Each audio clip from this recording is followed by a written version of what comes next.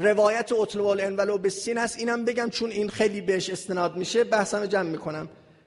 میگن که فرمودن اطلب العلم ولو بالسین، دانش را بجویید ولو اینکه به چین بروید. میگوین معنی این روایت اینه که ولو اینکه چین که اون روز کشور کفر بود الان هم کشور کفره، یک بلد کفر منشأ تولید یک علم باشد، نباید مانع از این باشد که شما اون علم را بگیرید. روایت معنیش اینه.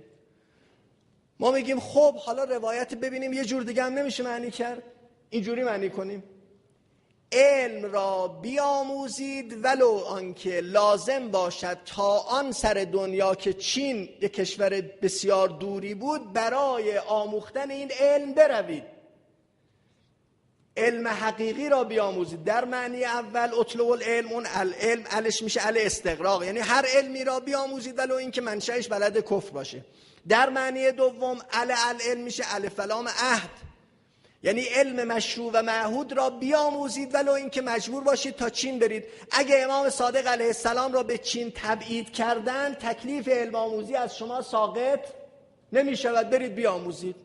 آیا اینجوری هم میشه معنی کرد یا نمیشه معنی کرد؟ ما نمیگیم اون شق اول اصلا نمیشه معنی کرد، میگیم احتمال داره بین این دو تا معنا. اتفاقا شواهدی میاریم که معنای دوم درسته. حتی اگه این شواهد هم نباشه گفت اذا جاء الاحتمال چی؟ بطل الاستدلال.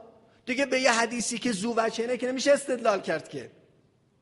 شما به این حدیث استدلال میکنید، با این حدیث که حالا در مصباح الشریعه اومده، مصباح الشریعه هم کتاب مستندی نیست، حالا ما نمیخوایم، ما دعوامون در حدیث در واقع خیلی دنبال یعنی نقد محتوایی برای ما ترجیح داره بر نقد رجالی. ما حالا از این جهت ایرادی نمیگیریم. میخواید با این روایت کل یونان و غیر یونان و غرب و شرق و مدرنیته و علوم مدرن و همه چیز اثبات کنید. معنی روایت این نیست. حالا یکی از شواهدی که نشان میده معنی دومی که من گفتم درسته. یک کسی میاد از امام صادق علیه السلام سوال میکنه آقا یک کسی نماز 4 رکعتی میخواسته بخونه، 2 رکعتی سلام داده، بعد یادش اومد که نمازش 2 رکعتی سلام داده، چه کار باید کنه؟